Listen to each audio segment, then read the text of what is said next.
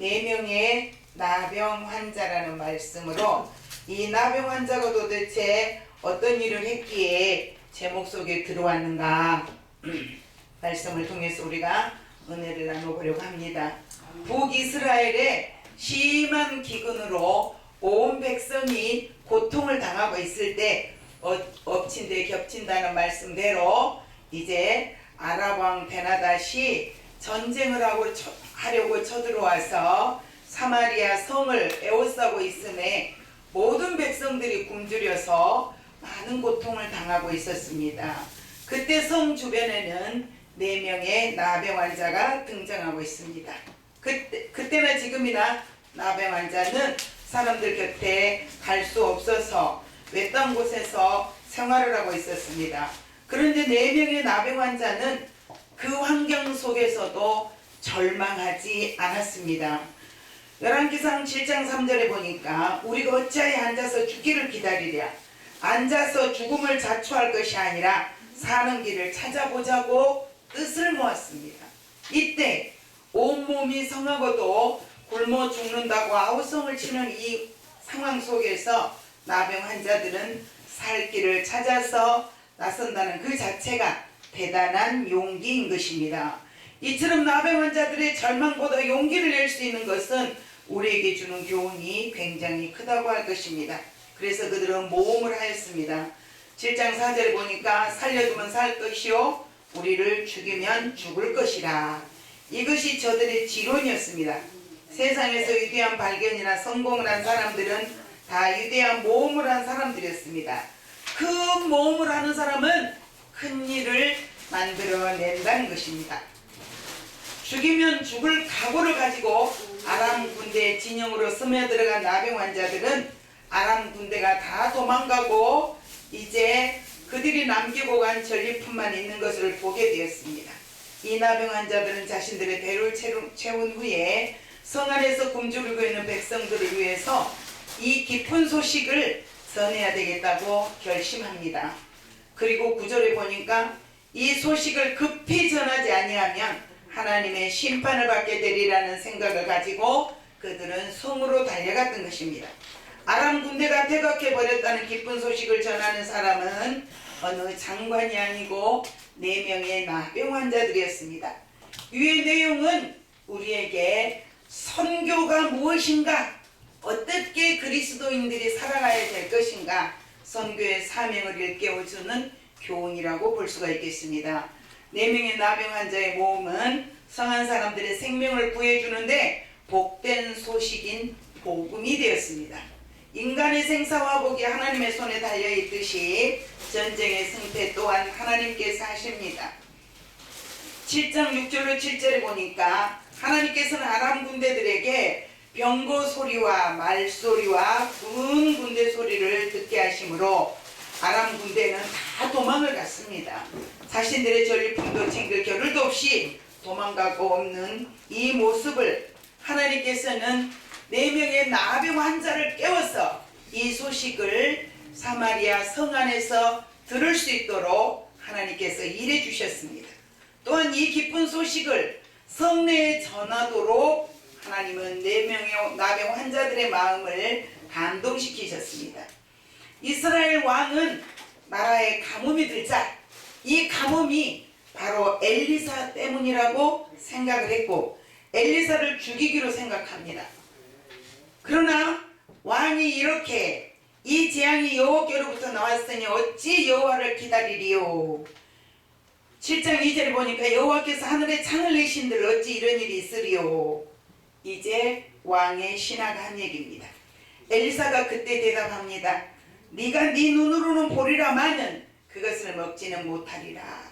이렇게 이야기합니다. 그의 장관에게 그대로 이루어졌으니 곧 백성이 성문에서 그를 밟음에 죽었더라고 기록되어 있습니다. 이처럼 왕의 보좌관이 하나님의 선지자 엘리사의 말씀을 불신했다가 그는 그 불신의 죄로 말미암아 성문 입구에서 사람들에게 밟혀 죽고 말았습니다. 불신의 죄악이 얼마나 큰 것인지 우리는 다시 한번 깨달아야 한다고 생각합니다. 풍요 속의 기근이라는 말이 있습니다. 풍요 속의 기근이란 뭔가 수많은 사람들이 예수의 생명으로 천국에 갑니다.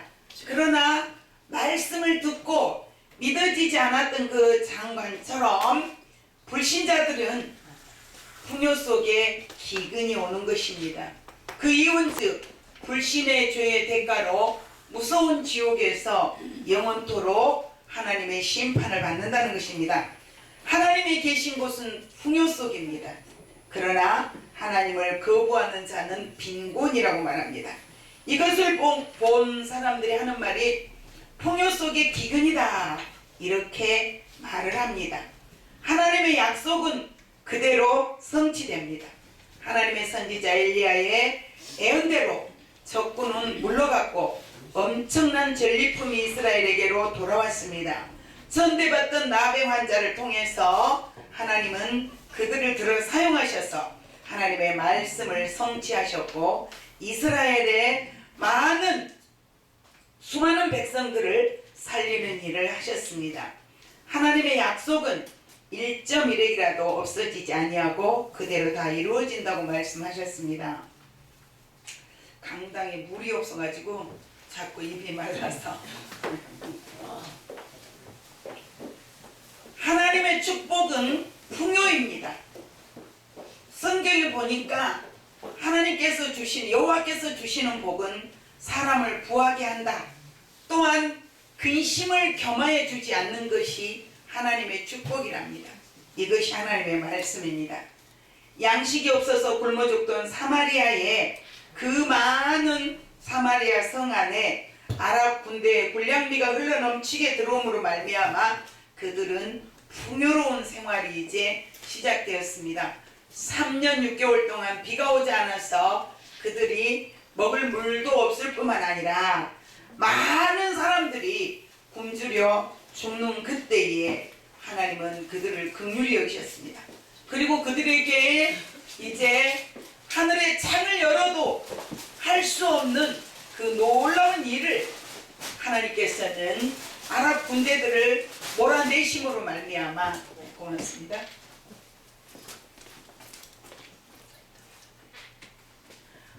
아랍 군대들을 몰아내심으로 사마리아 성 안에 있는 수많은 사람들의 생명을 하나님은 살리셨습니다.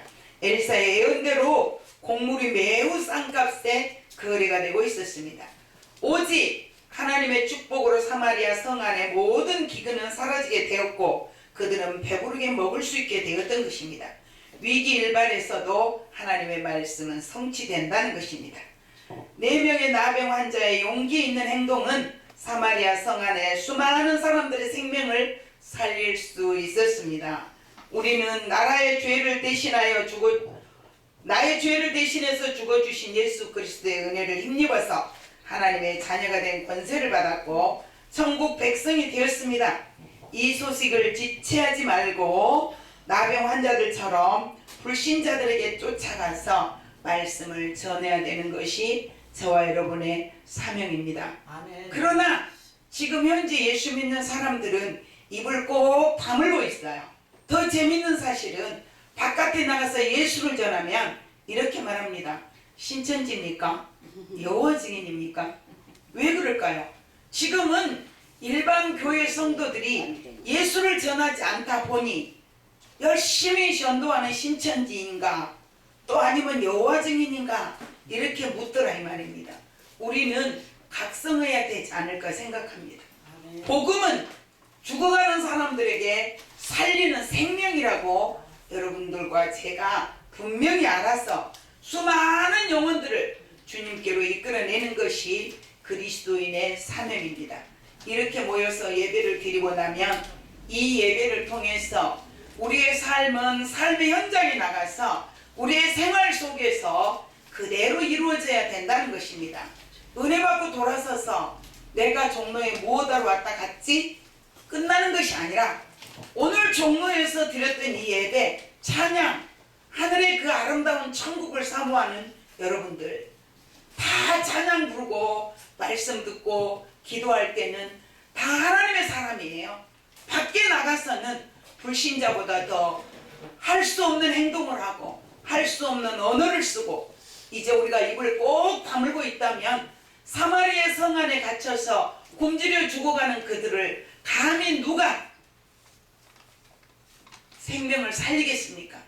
나병 환자들은 자기들의 죽음도 조금도 두려워하지 않고 돌에 맞을 것을 알면서도 사마리아 성 입구에 가서 그 이제 성을 지키고 있는 그 사람들에게 아람 진영에 가면 먹을 것이 엄청나게 있다고, 그들이 다 도망가고 없다고 전했습니다. 우리가 나아가는 그곳에 사단의 역사는 도망갑니다. 사단의 그 정체가 밝혀지면 사단이는 존재하지 않습니다. 저와 여러분도 예수 믿기 전에 사단에게 매여 살았습니다. 사단이 우리를 붙들고 절대 놔주지 않으려고 몸부림쳤습니다. 허나 이제는 성령의 도우심으로 인해서 우리가 예수 믿게 되었고 하나님의 자녀된 권세를 받았으니 이제는 이 말씀을 거저 받았으니 거저 줄 수 있는 우리의 간절한 마음이 되어야 한다는 것입니다.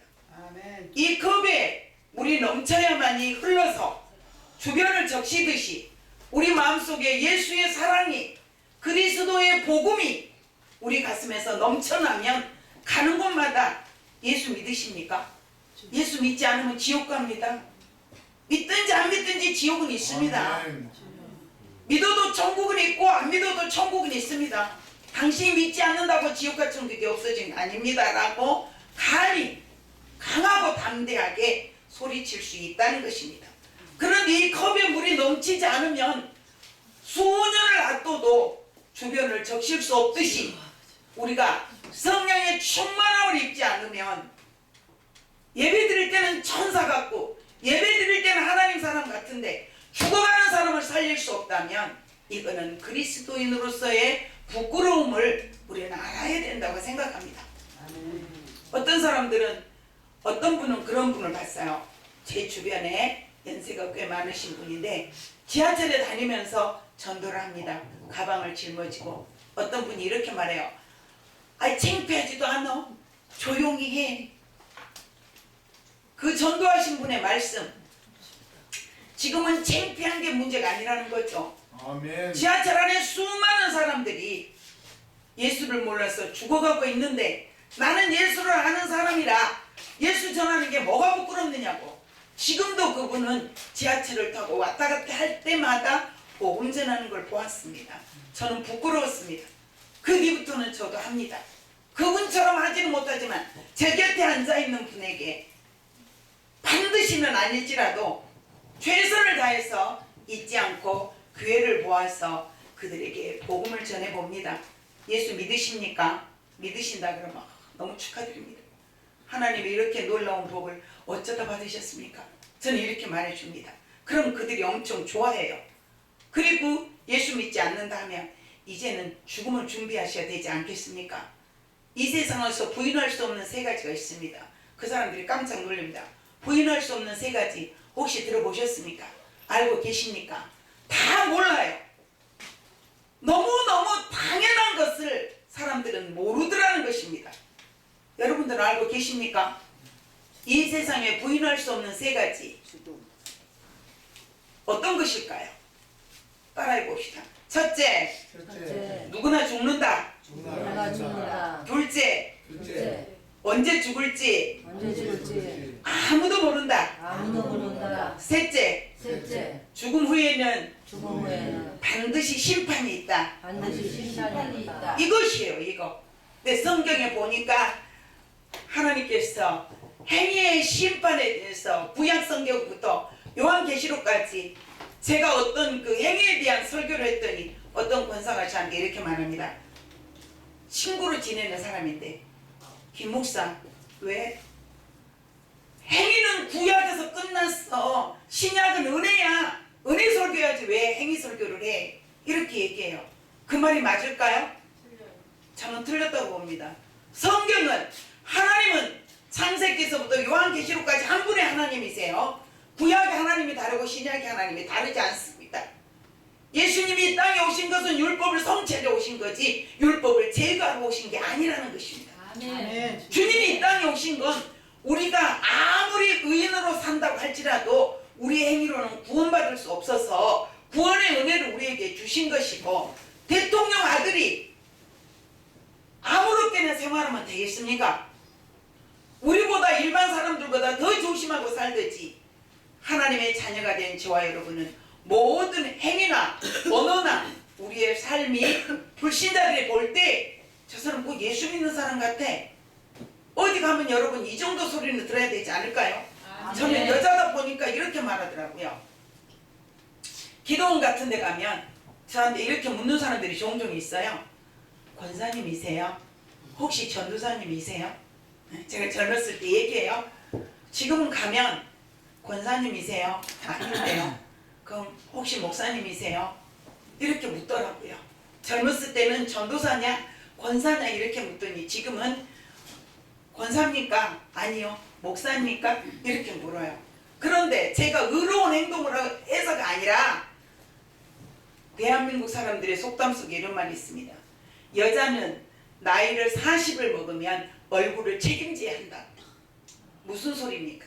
집에서 남편하고 바가지 빡빡 긁고 싸운 사람 인상이 다른 사람에게 은혜가 될까요? 신기한 건요, 우리 얼굴은 마음의 창이에요. 얼굴을 보면 저 사람은 남편 사랑을 받고 사는구나, 아니면 남편 사랑을 못 받고 사는구나, 대충 나와. 대충. 제가 하나님이 아니니까 정확하게는 모르지만 대략 보면 그 사람의 언어를 딱 들어보면 아, 저 사람은 가정에서 인정을 받고 사는구나, 인정을 받지 못하고 사는구나, 대략 나오더라 이 말이에요. 그렇다면 예수 믿는 저와 여러분, 우리는 하나님의 사람으로서 저와 여러분을 위해서 십자가 져 주신 우리 예수님 앞에 욕 돌리지 않는, 사마리아 성 안에 갇혀있는 그 수많은 사람들의 죽음을 앞두고 있는 것처럼 예수를 모르는 불신자들은 이 시간에도 시간 하나님의 사랑을 기다리고 있는지 모릅니다. 주님은 저와 여러분의 입술이 그들에게 가서 예수를 전하고 예수의 생명의 생기가 그들에게 불어넣어지기를 원하고 계신다는 사실입니다. 오늘 우리는 4명의 나병 환자가 저와 여러분이 되어서 진실로 속히 전하지 않으면 하나님이 나를 심판하실 수도 있지 않을까라는 마음으로 사시면서 예수 복음 열심히 전하는 저와 여러분 되시기를 주님의 이름으로 축복합니다. 아멘. 기도하겠습니다. 좋으신